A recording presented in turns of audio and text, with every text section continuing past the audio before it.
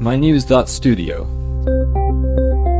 Picture this: a parasitic worm, nearly a meter long, slowly emerging from beneath your skin. Now imagine that nightmare is almost gone from our world. It's a striking image. Just to set the date, it's February 28th, 2026. Today, we're focusing on guinea worm disease, a condition now on the verge of eradication, with only 10 human cases reported worldwide last year. To give some perspective, back in 1986, about 3.5 million people across 21 countries were suffering from guinea worm. No cure, no vaccine, just a painful process where the worm might take weeks to exit the body. And that kind of suffering left people unable to work, unable to take care of their families. That's a huge burden. How did the world manage to bring the numbers down from millions to just 10? A pivotal moment came when Jimmy Carter witnessed the impact himself in 1988. He made it his personal goal to wipe out guinea worm. The Carter Center led the charge, coordinating efforts across so many countries. But if there was no medicine, no vaccine, what exactly did those efforts focus on?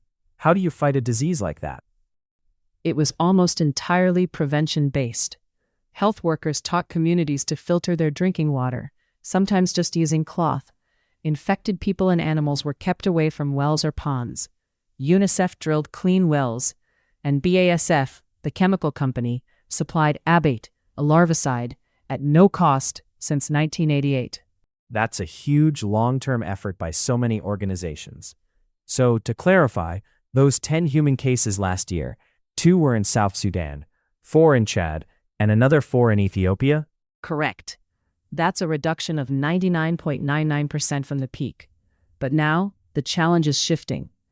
Since 2012, we've started seeing guinea worm infecting animals, mostly dogs, but also cats and baboons. So, even if you're down to almost no human cases, animal infections can keep the disease alive in an area? Exactly.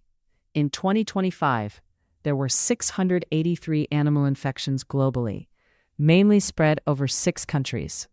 The World Health Organization won't certify eradication until both human and animal cases reach 0. What's being done about these animal infections? There are some creative strategies: treating ponds with larvicides, giving out filters for animals, even tethering infected animals to prevent them from contaminating water sources. But it's not easy. Civil unrest in places like Mali, South Sudan, and Sudan makes it difficult for health workers to get to affected areas.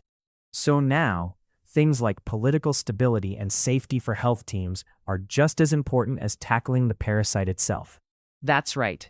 Still, there's progress. Chad, for example, managed to cut animal infections by nearly half last year.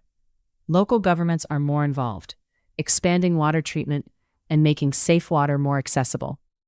And didn't the World Health Assembly pass a resolution last May, WHA 78.14, calling for even stronger national action? Yes, and that's making a real difference.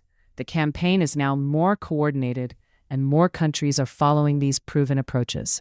Taking a step back, does this approach offer a model for fighting other diseases? It really does.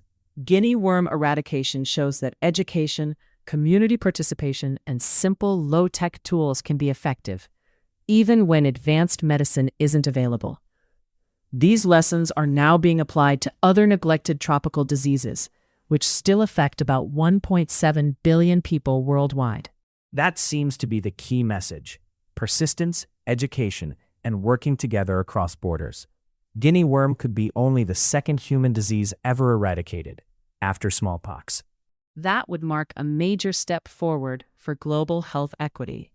If we can eliminate this ancient disease, it really raises the question: what else could we achieve using the same strategies?